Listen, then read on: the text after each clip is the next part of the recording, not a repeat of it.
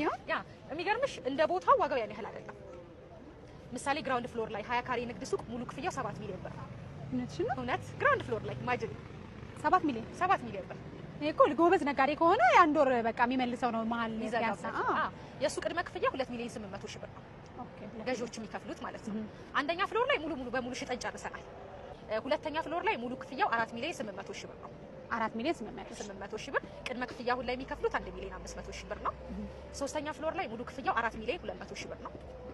ቅድመ ክፍያው 1 ሚሊዮን 200 ሺህ ብር ነው። አራተኛና አምስተኛ ፍሎር ላይ ደግሞ ሙሉ ክፍያቸው 3 ሚሊዮን 900 ሺህ ብር ነው። የምርሽ ነው? ሱቅ የራስሽ ባለቤት ሆነሽ የምትገዢው ሱቅ ይሄን በጣም ጥሩ ነው። አሁን ግን ምን ጥያቄ አለኝ መሰለሽ እየተገነባ ነውና በፍጥነት እንዳላችሁት የመንግስትም አደራ ስላለ ጨርሱ የሚል ጫናም ስላለ ቶሎ ያልቃል። ግን ምን ያህል ጊዜ ከፍለው የሱቅ ባለቤት ይሆናል? መልካም ቅድመ ክፍያ ይከፍላሉ። ከዛ ቀሪውን ክፍያ በግንባታው ኮንስትራክሽን ፕሮግረስ መሰረት በ1 አመት ተኩል ነው የሚከፍሉት። መረከቢያ ጊዜ 1 አመት ተኩል ነው። 1 አመት